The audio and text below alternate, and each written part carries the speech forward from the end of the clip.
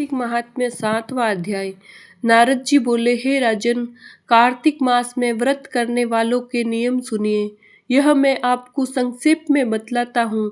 जो मनुष्य कार्तिक मास का व्रत करता हो वह सब तरह से आमिष, मांस, उर्द, राई, खटाई तथा मादक वस्तुओं का प्रयोग न करें। यह व्रत करने वाला दूसरे का अन्न न ग्रहण करें, किसी से द्वेष न करें तथा तीर्थ के अतिरिक्त अन्य कोई यात्रा न करें। देवता, वेद, ब्राह्मण, गौ, व्रती, नारी, राजा तथा गुरुजनों की निंदा न करें। यह व्रत करने वाला दाल, तिल, पकवान व क्रय किया हुआ भोजन ग्रहण न करें। चुगली, निंदा न करें। किसी भी जीव का मांस छूना, पान में चूना, नींबू, मसूर, बासी तथा झूठे अन्न का प्रयोग न करें। बकरी, गाय तथा भैंस के अतिरिक्त अन्य किसी पशु का दूध कभी भी प्रयोग में न लावें। तांबे के बर्तन में रखा हुआ पंचगव्य, बहुत छोटे घड़े का पानी एवं केवल अपने लिए ही पका हुआ अन्न प्रयोग करें। कार्तिक मास के व्रती सदा ब्रह्मचर्य से रहें, पृथ्वी पर सोवे और दिन के चौथे पहर में केवल एक बार पतल में भोजन करें। वह केवल नरक चतुर्दशी को तेल लगा सकता है, अन्य तिथियों में बिल्कुल नहीं। कार्तिक मास को व्रती मनुष्य सिंघाड़ा, प्याज, मट्ठा, गाजर, मूली इन सब वस्तुओं को बिल्कुल प्रयोग में न लाएं।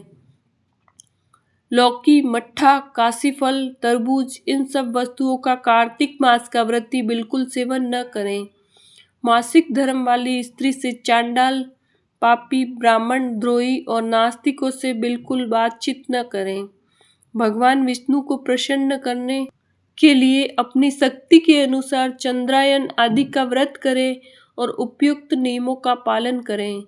कार्तिक का व्रत करने वाला मनुष्य प्रतिपदा को कुम्हड़ा, द्वितीया को कटहल, तृतीया को तरुणी स्त्री, चतुर्थी को मूली, पंचमी को बेल, षष्ठी को तरबूज, सप्तमी को आंवला, अष्टमी को नारियल, नवमी को मूली, दसवीं को लौकी, एकादशी को परवल, द्वादशी को बेर, त्रयोदशी को मट्ठा, चतुर्दशी को गाजर तथा पूर्णिमा को साग यह वस्तुएं प्रयोग न करें।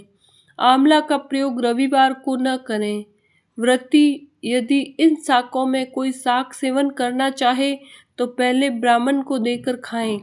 यही विधान माघ मास के व्रत के लिए भी है।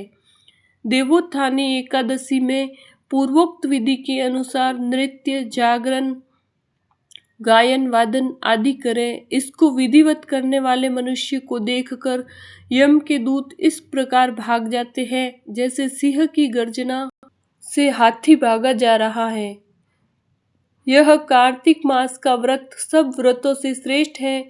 इसके अतिरिक्त जितने भी व्रत यज्ञ है वह 1000 की संख्या में किए जाने पर इसकी तुलना नहीं कर सकते, क्योंकि यज्ञ करने वाले मनुष्य तो केवल स्वर्ग में ही जाते हैं, किंतु कार्तिक मास में व्रत करने वाला प्राणी सीधा वैकुंठ में जाता है।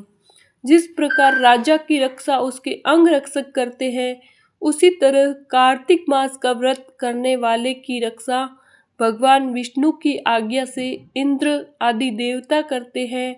कार्तिक मास का व्रत करने वाला मनुष्य जहाँ कहीं भी रहता है वहीं पर उसकी पूजा होती है, उसका यश होता है। उस स्थान पर जहाँ की वह रहता है भूत, पिशाच आदि कोई भी नहीं रह पाते। विधि सहित कार्तिक मास का व्रत करने वाले मनुष्यों के पुण्यों का वर्णन श्री ब्रह्मा जी भी नहीं कर सकते।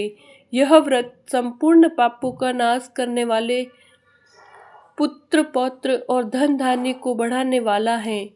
कार्तिक मास का 7वां अध्याय 7वां महात्म्य समाप्त।